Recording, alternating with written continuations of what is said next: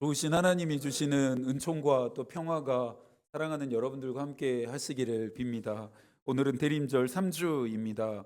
대림절 세 번째 주일에는 사랑과 또 나눔과 기쁨의 마음을 담아서 분홍색 초에 불을 밝힙니다.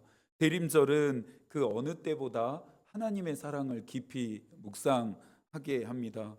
감리의 신학과 신앙을 든든하게 지탱하고 있는 것도 하나님의 사랑입니다. 웨슬리가 믿음의 후예들에게 남긴 가르침과 권면에도 이 하나님의 사랑이 절절히 흐르고 있습니다.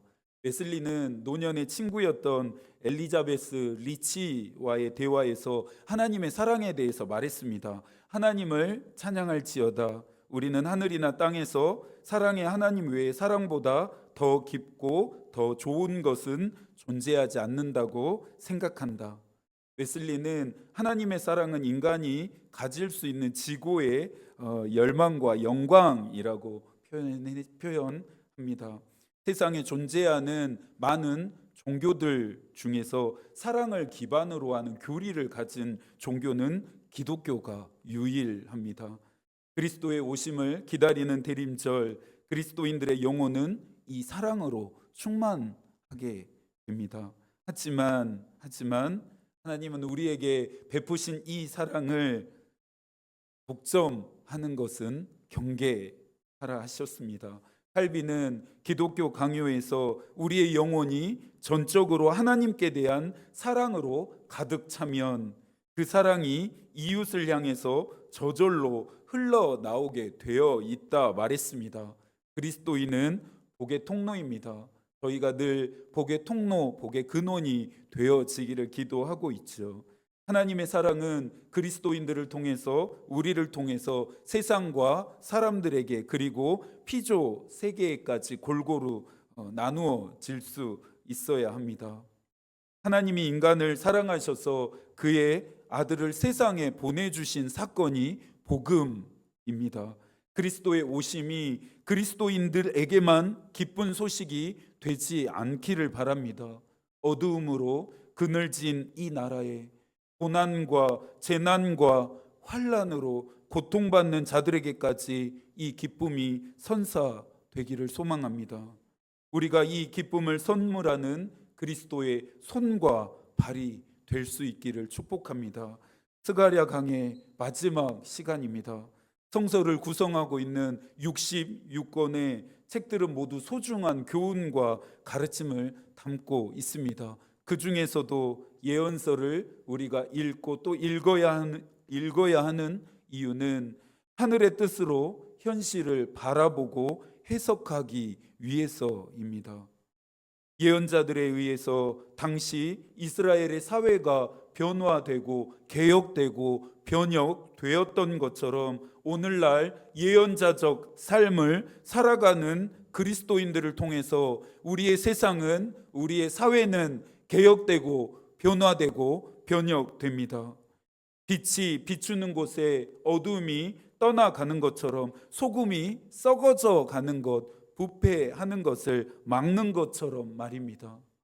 유대인 신학자인 헤셀은 예언자적 삶을 사는 그리스도인들은 악에 민감하고 불의를 지적한다면서 예언자적 영성을 강조합니다. 교회와 그리스도인들이 세상을 향해 영향력을 행사하지 못하는 것도 이 예언자적 영성을 잃어버렸기 때문입니다. 예언자적 영성은 시대를 향한 하나님의 마음이 무엇인지를 분명하게 아는 것입니다. 예언자적 영성은 시대를 위해 그리스도인들이 무엇을 해야 하는지 선명하게 아는 것입니다. 스가랴서 강해를 마치면서 우리 안에 분명하고 또 선명해져야 할 것들입니다. 스가랴서는 최종적으로 미래에 임하게 되는 하나님의 나라를 전망하게 합니다. 그러면서 하나님의 나라를 기다리는 하나님의 백성들이 살아야 하는 삶의 방식도 도전합니다. 스가랴서 1장부터 14장까지의 말씀들은 이스라엘 백성들만을 대상으로 하지 않습니다. 고요한 이 아침 스가랴를 읽고 있는 우리 모두에게도 적용됩니다. 스가랴서를 통해 주시는 말씀을 잘 들었다면 올바르고 마땅한 결단과 헌신으로 응답할 수 있어야 합니다. 스가랴서는 말씀을 나누는 저에게도 많은 것을 가르쳤습니다. 깨닫게 했고 또 돌이키게 했고 분명하게 했습니다. 영적인 지도자라고 하는 이 위치가 특권인 것은 맞지만 무거운 책임과 또 사명을 짊어져야 하는 자리임을 다시 한번 알게 했습니다. 여러분에게 스가랴서를 통해 무엇을 하나님이 말씀하셨는지 궁금해졌습니다. 무엇을 가르치셨고 깨닫게 하셨고 또 돌이키게 하며 분명하게 하셨습니까? 스가랴서는 마지막 시간 반드시 오게 될 하나님의 나라를 전망하며 그날이 이를 때까지 어떤 삶을 살 것인지 결정하고 결단할 수 있기를 축복합니다.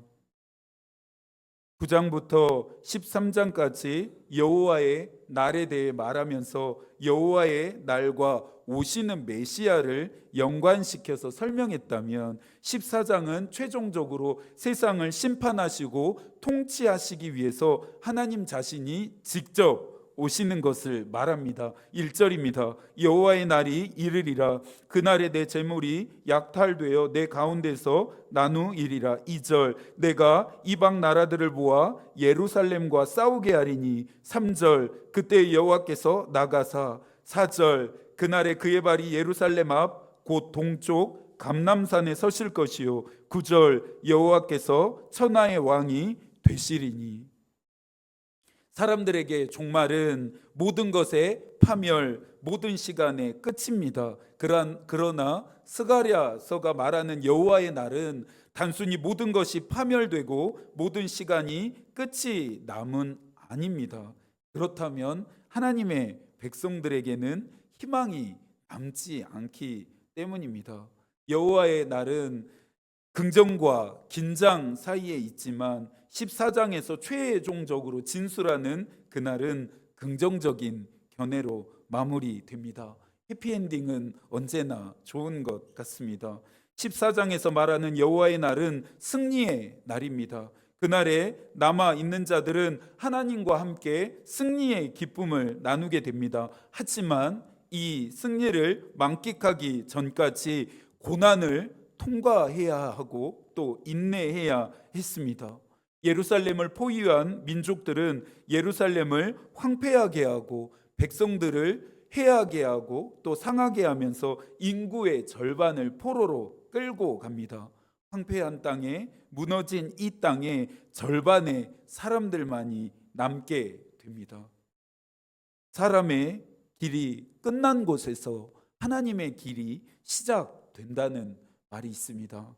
제가 너무나도 좋아하는 말인데요. 지금 일어나고 있는 이 상황들은 남아있는 자들에게 어떠한 희망도 줄 수 없을 만큼 절망적이었고 또 끔찍했고 처참했습니다. 절망의 심연 깊이 빨려 들어가는 그 순간 하나님이 찾아오십니다. 찾아오시는 하나님의 모습은 정복자와 심판자의 모습입니다. 예루살렘을 포위하고 있었던 이방 나라들을 향해 여호와께서 직접 나가시고 직접 싸우십니다. 여호와께서 나가시니 막을 자가 없고 하나님이 싸우시니 이길 자가 없습니다. 여호와께서는 남은 자들에게 승리의 기쁨뿐만 아니라 전리품까지 얻게 하십니다. 출애굽이라고 하는 놀라운 역사를 행하신 하나님을 모세는 찬양했습니다. 출애굽기 15장 6절입니다. 여호와여 주의 오른손이 권능으로 영광을 나타내시니이다. 여호와여 주의 오른손이 원수를 부수시니이다. 이기게 하시는 이 하나님의 은혜는, 승리하게 하시는 하나님의 은혜는 마지막 날 그날에만 경험하는 것은 아닙니다. 우리가 살아가는 매일의 일상 안에서 이기게 하시는 하나님의 은혜를 경험할 수 있습니다. 경험해야 합니다. 사랑하는 여러분, 우리가 믿는 하나님은 세상보다 더 크신 분이십니다. 세상보다 더 강하신 분이십니다. 그런데 내가 세상과의 싸움에서 날마다 지는 이유, 마귀와의 싸움에서 늘 패배하는 이유는 내가 나서기 때문이고 내가 싸우기 때문입니다. 잠언 21장 30절과 31절입니다. 지혜로도 못하고 명철로도 못하고 모략으로도 여호와를 당하지 못하느니라. 싸울 날을 위하여 마병을 예비하거니와 이김은 여호와께 있느니라. 나가시는 여호와 뒤로 여러분 물러 서십시오. 나의 싸움이 아닌 하나님의 싸움이 되게 하십시오. 그러면 우리는 이깁니다. 그러면 우리가 승리합니다. 종교개혁 운동을 펼쳐갔던 루터는 많은 저항과 핍박 앞에 좌절하게 되는 순간들이 많았다고 합니다. 그럴 때마다 루터를 잡아준 것이 종교개혁 운동의 동역자였던 멜란히톤이었습니다. 루터가 좌절하는 순간마다 멜란히톤은 당신이 성서에서 깨달은 진리를 확신한다면 그 진리가 반드시 승리할 것도 믿으라 말했습니다. 멜란히톤의 말은 루터에게 언제나 힘이 되었고 격려가 되었고 용기가 되었습니다.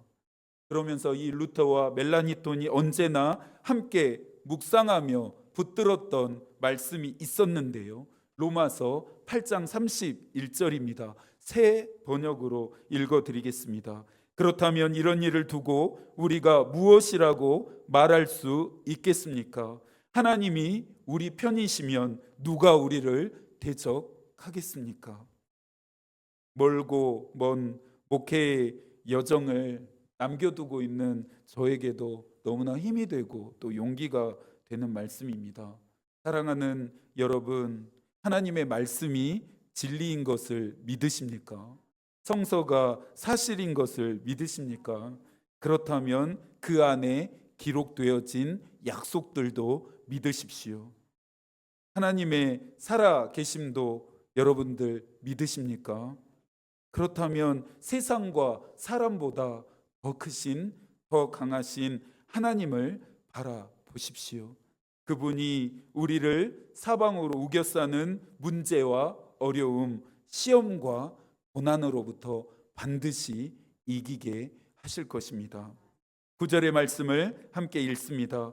여호와께서 천하의 왕이 되시리니 그날에는 여호와께서 홀로 한 분이실 것이요 그의 이름이 홀로 하나이실 것이라. 오시는 하나님이 어떤 분이십니까? 온 땅의 왕이십니다. 온 땅의 왕이신 분은 하나님 한 분이십니다. 하나님이 온 땅의 왕이 되시니 마지막 날에 하늘과 땅은 모든 것들은 그분 앞에 무릎을 꿇어야 합니다.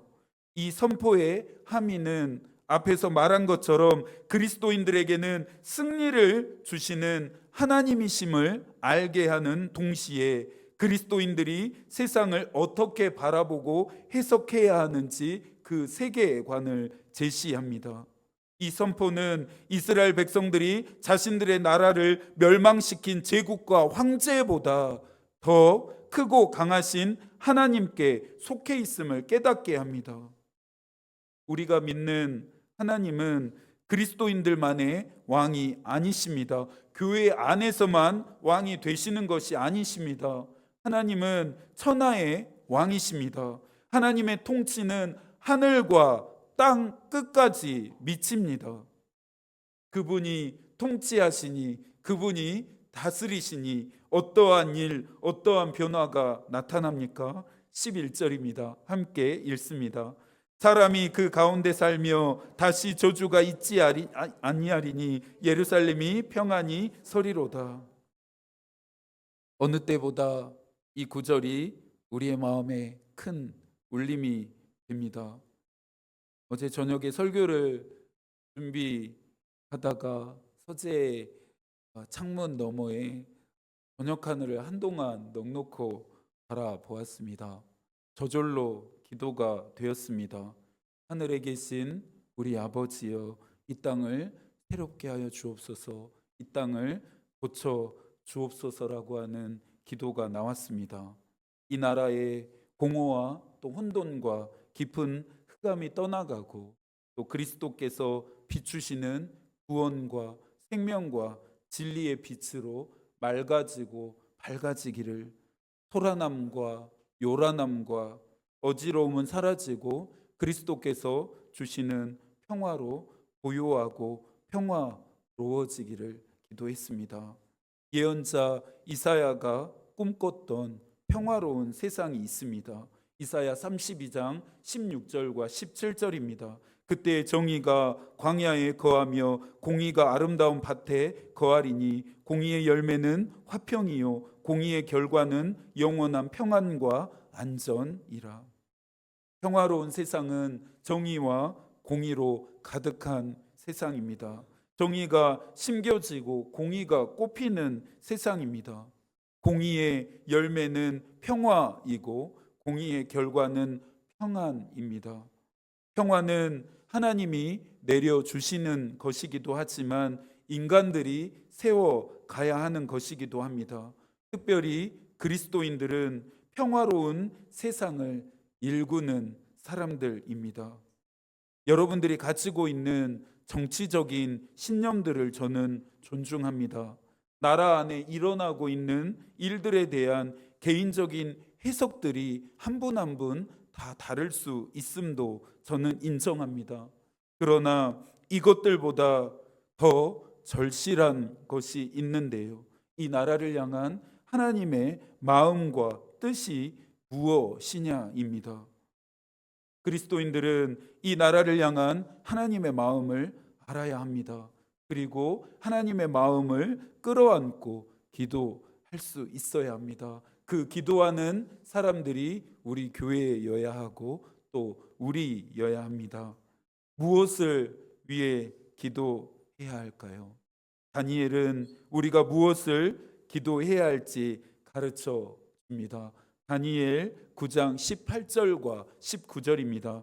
나의 하나님이여 귀를 기울여 들으시며 눈을 떠서 우리의 황폐한 상황과 주의 이름으로 일컫는 성을 보옵소서. 우리가 주 앞에 간구하옵는 것은 우리의 공의를 의지하여 하는 것이 아니요 주의 긍휼을 의지하여 함이니이다. 주여 들으소서. 주여 용서하소서. 주여 귀를 기울이시고 행하소서. 지체하지 마옵소서. 나의 하나님이여 주 자신을 위하여 하시옵소서. 이는 주의 성과 주의 백성이 주의 이름으로 일컫는 바 됨이니이다.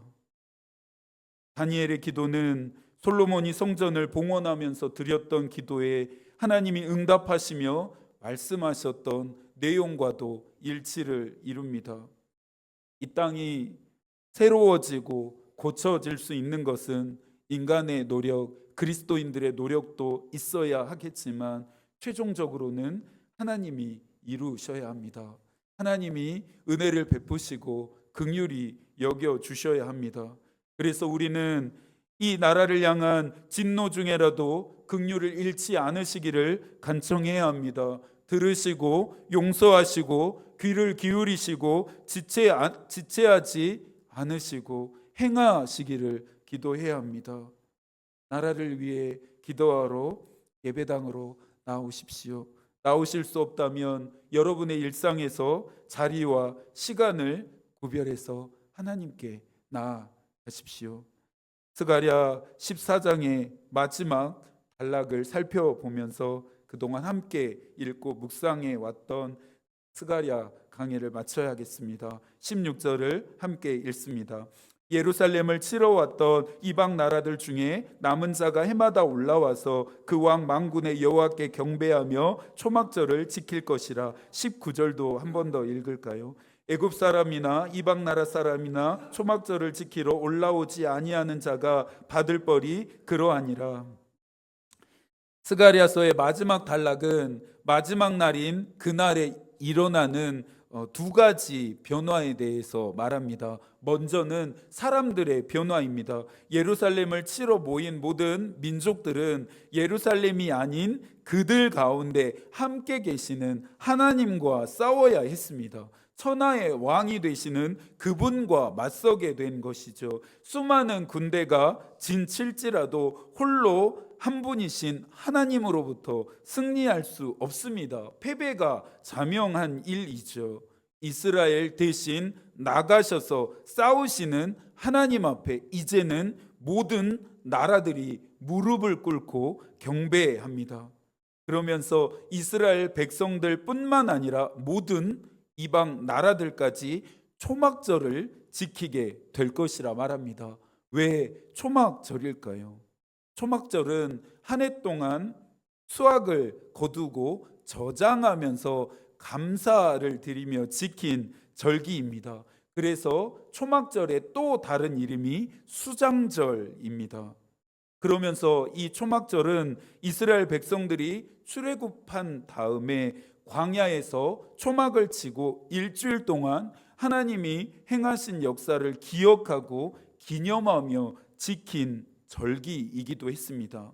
마지막 날에 모든 자들이 초막절을 지킨 다음은 하나님이 모든 것의 주인이시며 하나님이 모든 것을 다스리시는 분이심을 인정한다라고 하는 상징적인 표현입니다. 사랑하는 여러분, 하나님이 모든 것의 주인이십니다. 하나님이 모든 것을 다스리시는 분이십니다. 그러니 그분께 우리가 모든 것을 내어드리고 또 맡기고 따라가는 것이 옳은 일입니다. 다음으로는 땅의 변화입니다. 20절과 21절 말씀도 함께 읽을까요? 그날에는 말 방울에까지 여호와께 성결이라 기록될 것이라. 여호와의 전에 있는 모든 솥이 제단 앞 주발과 다름이 없을 것이니 예루살렘과 유다의 모든 솥이 만군의 여호와의 성물이 될 것인즉 제사 드리는 자가 와서 이 솥을 가져다가 그것으로 고기를 삶으리라. 그날에는 만군의 여호와의 전에 가나안 사람이 다시 있지 아니하리라. 마지막 때에 사람들만 거룩해지는 것이 아니라 땅에 있는 모든 것들까지 거룩해집니다. 여호와께 성결이라고 하는 상태가 확장되어지고 성취됩니다. 이 거룩함 역시 인간들의 공로가 아닙니다. 거룩하신 하나님이 세상 한가운데 계시니 당연히 그 세상이 하나님의 거룩하심에 영향을 받게 되는 것입니다. 하나님이 계시는 곳에는 불의와 불법과 부정과 악행과 폭력과 같은 것들이 사라집니다. 전쟁과 분쟁과 갈등과 다툼과 같은 것들도 사라집니다. 해하게 하는 것, 상하게 하는 것, 착취하는 것, 움켜쥐게 하는 것들도 사라지게 됩니다. 그리스도의 오심을 기다리는 대림절 세 번째 주간을 시작하면서 사랑과 또 나눔과 기쁨의 마음을 담아 세 번째 초의 불을 밝혔습니다. 오시는 그리스도로 말미암아 이 세상의 그늘진 구석에까지 은총의 빛이 닿기를 소망합니다. 오시는 그리스도께서 주시는 이 평화가 디딜 땅이 없고 기댈 곳을 잃어버린 자들 위해 내리기를 기도합니다. 이 한 주도 하나님이 여러분과 함께 하시기를, 또 이 나라 위에 함께 하시기를 기도하겠습니다. 하나님의 마음이 우리의 기도가 되고 하나님의 뜻이 우리의 길이 되기를 빕니다. 아멘.